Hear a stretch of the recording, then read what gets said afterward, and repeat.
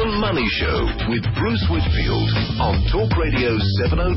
Talk Radio 702. Your number one news and talk station. Well, Cameron van den Berg's gold medal, a great victory. The first by a South African man in his individual capacity in the swimming pool. That, coupled with a world record, makes him a national hero. But what is that medal worth? According to the World Gold Council, gold medals at the London Games are made up mostly of silver. There's a thin gold coat, and there's some copper as well. Current prices, all those metals together, about 5,000 rand a pop. The last time pure gold medals were handed out at the Olympics was 1912. Now, for the first time, the silver content in the 2012 medals is worth more than the gold. Alan Demby, the executive chairman of the South African Gold Coin Exchange, with us. You're an expert in Kruger Rands and other gold coins, Alan Demby, but there's also a huge market, I suppose, for medallions, especially rare medallion individuals.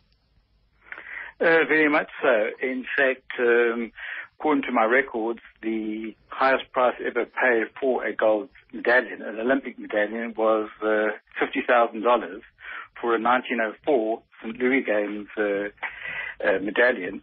So, as you say, to have a rare piece of memorabilia is certainly quite valuable indeed, irrespective of the gold value. But the point is that in those days, it actually was gold.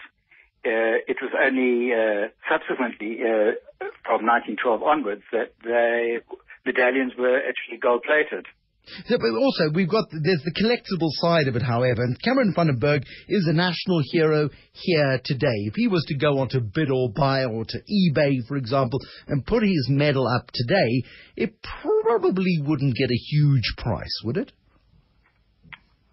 I'm prepared to put in a high bid there. Well, what's a high bid, though? I mean, you're not talking $50,000.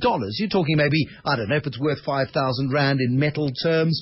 What, 50,000 rand? I mean, what might be surely he needs more of a track record. Don't we need him to get more Olympic gold medals? And then we could sort of bid for his first gold medal, perhaps in 5, 10, 15, 20 years' time. Well, we're prepared to have an opening bid of 100,000 rand. Do you think so? Well, the thing is, his medal was for winning and breaking the world record. So that in itself is unique.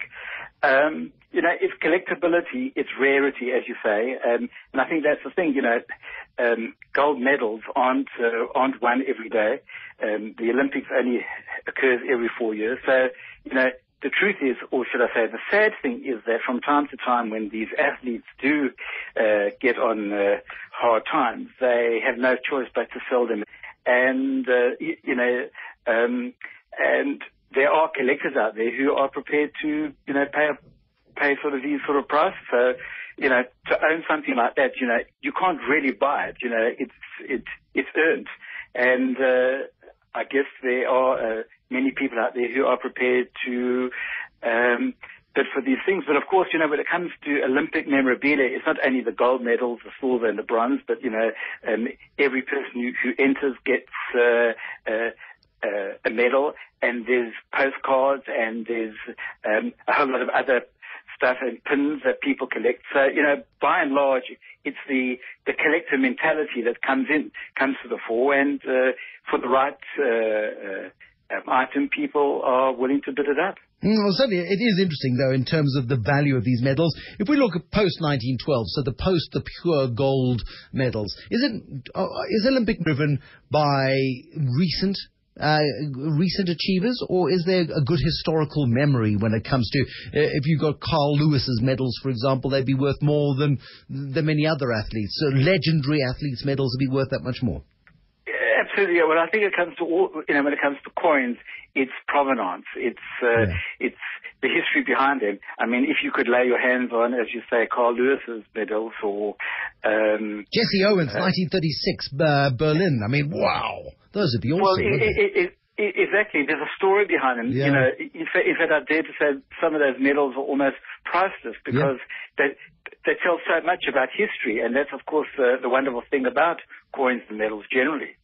And that's the wonderful thing. Here we've got an athlete who's 24 years old in Cameron van den Berg, who's won his first Olympic gold medal. Hopefully the first of many to come. And it can only grow in value amongst that, in that collectible set, should one day come aside, of course, to relinquish his gold medals.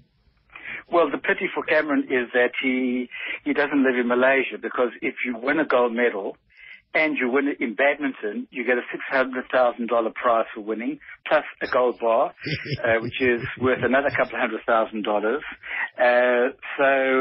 Having said that, though, I must say that if you were to win a gold medal in Britain, all you'd get is a stamp named after you. If you win a gold in Italy, you'd get $150,000. My only concern with the Italians is I'm not quite sure where they get the money from. And if you live in Russia today, you'd earn $125,000. So obviously, different countries put a different value on their gold. Absolutely. Alan Demby, thanks so much for your insights this evening. Executive Chairman of the South African Gold Coin Exchange.